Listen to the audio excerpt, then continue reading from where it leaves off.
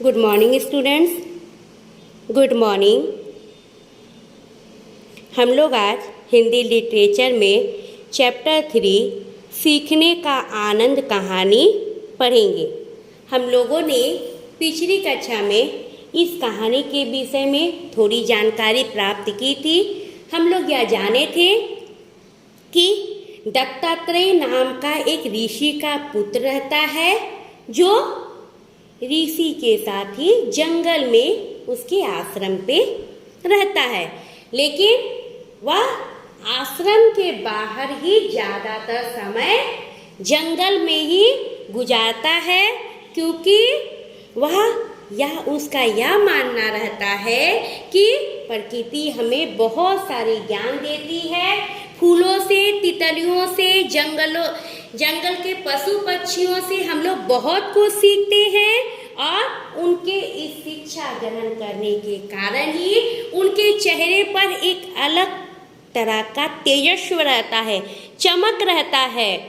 जब एक दिन एक राजा उस जंगल से घोड़े पर सवार होकर गुजरता है और उस बालक के तेजस्व चेहरे की चमक को देखकर घोड़े को रोकता है और पूछता है कि तुम इस घने जंगल में क्या कर रहे हो।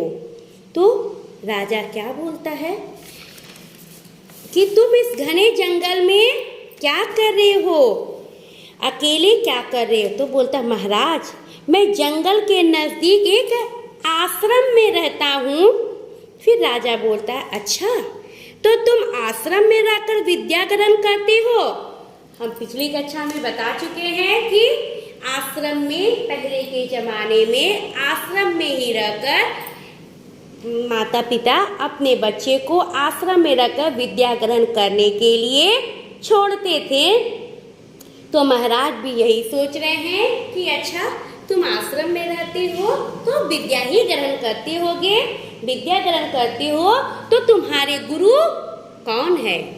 इस बात को सुनकर दत्तात्रेय बोलता है कि मेरा कोई एक गुरु नहीं है बल्कि अनेक गुरु है। मेरा कोई एक गुरु नहीं है बल्कि मेरा बहुत सारा गुरु है। ये बात सुनकर क्या होता है, राजा को आश्चर्य होता है। वह सोच में पड़ जाता है कि इस छोटे से बच्चे के अनेक गुरु कैसे हैं। अनेक गुरु की बात सुनकर राजा को बहुत हैरानी हुई। उनकी दुविधा को भांपकर, दुविधा मतलब कठिनाई, उनकी परेशानी को भांपकर मतलब समझकर दत्तात्रेय ने कहा। अब दत्तात्रेय समझ गया है कि जब हम ये बात बोले हैं कि मेरा एक गुरु नहीं बल्कि मेरा अनेक गुरु है, तो ये बात सोचकर राजा को क्या हुआ, कुछ एहसास हुआ।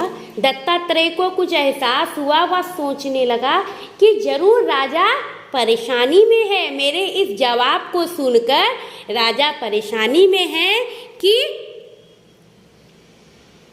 तो परेशानी को जानकर भांपकर वो क्या बोला कि धरती, दत्तात्रेय ने कहा कि धरती, पानी, आकाश, हवा, आग, सूरज, तितलियां, मकड़ियां, पेड़ सब उसे कुछ न कुछ सिखाते हैं।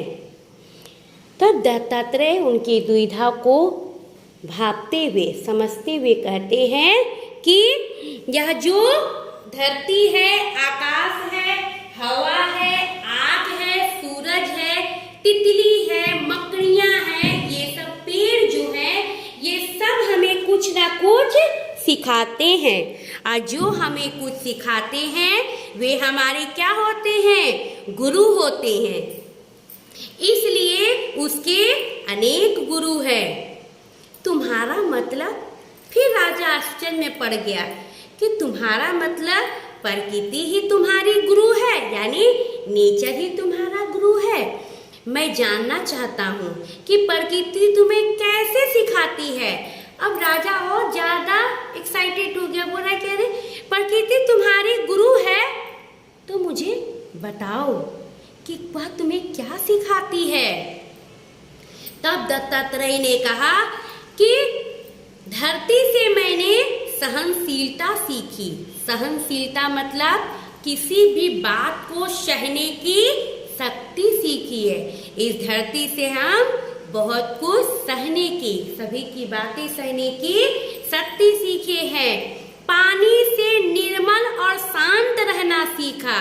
और पानी से क्या सीखा कि किस तरह से हमेशा स्वच्छ निर्मल बहते रहना है और शांत रहना है। आकाश से मुझे हर पल आनंदित रहकर जीना सिखाया।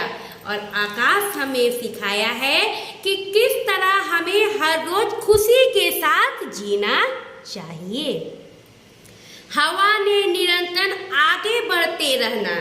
हवा ने क्या सिखाया है कि जिंदगी में हमेशा आगे बढ़ते रहना। तथा आग ने दूसरों को सौहार्द और रोशनी देना सिखाया। और यह आग जो है वो दूसरों के साथ अच्छा व्यवहार करना, रोशनी देना, कि किस तरह उजाला हम लोग देते हैं, ये चीज हमें कौन सिखाता है? हमें आग सिखाता है। फिर ये बातें सुनकर बोलते हैं और तितलियां मुझे, तितलियां कौन है? बटरफ्लाई। वो क्या करता है? तितलियां हमें जगह जगह से जानकारी इकट्ठा करना सिखाती है कि किस जगह में क्या जानकारी है। ये बातें कौन सिखाता है? तितलियां हमें सिखाती है। मकड़ियां मुझे अपने जाल बनाने के हुनर से योग्यता निखारना सिखाती है कि तुम इस काम के योग्य हो, तुम्हें ये काम सीखना चाहिए और अच्छे तरीके से करना चाहिए। काम को कितनी बारीकी से, संजीदगी के साथ करनी चाहिए, ये बात मकड़ी हमें सिखाती है। पेड़ दूसरों को सब कुछ देने के बाद भी झुकना सिखाते हैं। पेड़ क्या करते हैं? अपना सब चीज दूसरों को अर्पण करते हैं। अपना छाया दूसरों को देते हैं, तो अपना सब कुछ देने के बाद भी क्या करते हैं?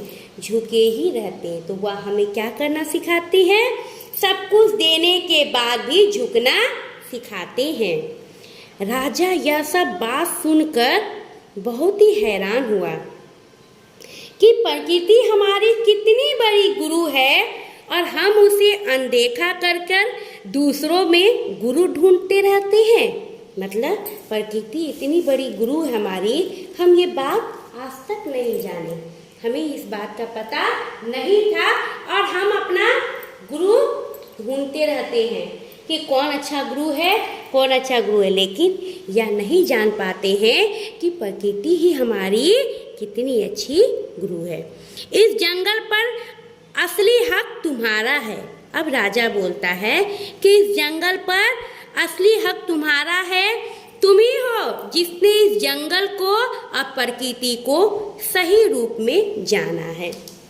मतलब कि तुम ही हो जो इस जंगल और इस प्रकृति को सही रूप से जाने हो, सही रूप से उसको संजीदगी के साथ जिए हो, उसे नजदीकी के साथ देखे हो और देखकर उनसे प्रेरित होकर तुम अपने जीवन में उसे लागू करते हो और उसे ही अपना सच्चा गुरु मानते हो।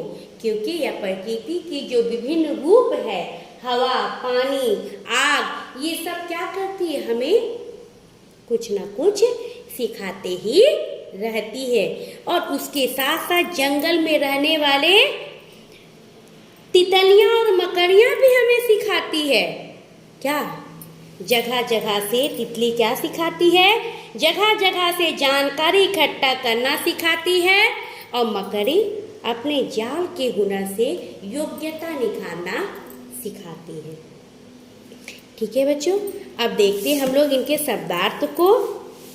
शब्दार्थ में क्या है? बटोरना का मतलब होता है इकट्ठा करना, उत्सुकता मतलब प्रबल इच्छा, दुविधा परेशानी, निर्मल जिसमें मैल ना हो, स्वच्छ, सौहार्द मतलब सद्भाव या अच्छा भाव, अच्छा व्यवहार, तेजस्वी जिसके चेहरे पर तेज हो, ग्रहण लेना या प्राप्त करना, सहनशीलता सहने की शक्ति, निरंतर लगातार, हुनर कला या दक्षता।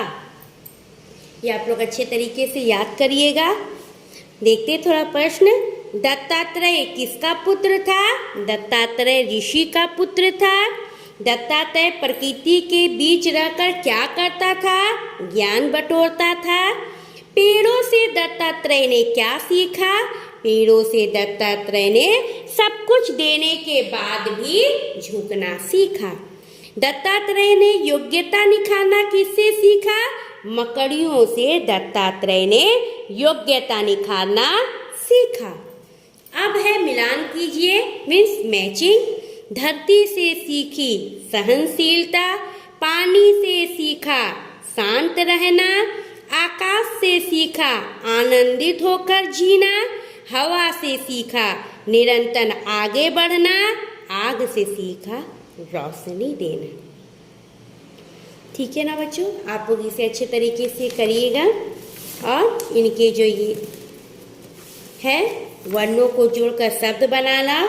फ जोड़, उ जोड़, ल जोड़, अ फूल, र अ ज आ राजा, ग उ र उ गुरु, सा बड़ी उ र अ ज अ सूरज, ज अ ग अ ल अ जंगल। ठीक है, नीचे दिए गए शब्दों के समानार्थी रूप है नहीं है, उन पर गलत का निशान लगाए। हवा, हवा का मतलब वायु होता है, पवन होता है, समीर होता है। नयन का मतलब होता है आँख, तो नयन नहीं होगा तो क्या करेंगे हम लोग? नयन को क्रॉस कर देंगे। पानी, पानी का मतलब होता है जल, नीर, सलील। का मतलब होता है प्रकाश, तो प्रकाश पानी का समानार्थी शब्द नहीं है, इसको भी क्रॉस कर देंगे। आग का होता है अनल, पावक, अग्नि, जबकि सरिता का मतलब होता है नदी या तालाब, तो ये नहीं है, इसे भी हम लोग क्रॉस कर देंगे। धरती, धरा, वसुधा, पृथ्वी, जंगल अलग शब्द है, तो इसे भी हम लोग क्रॉस करेंगे। आकाश का नभ, गगन, अंबर, तरु का मतलब होता है वृक्ष, तो ये नहीं है समानार्थी, तो इसे भी हम लोग क्या करेंगे? क्रॉस करेंगे। ठीक है, थैंक यू बच्चों।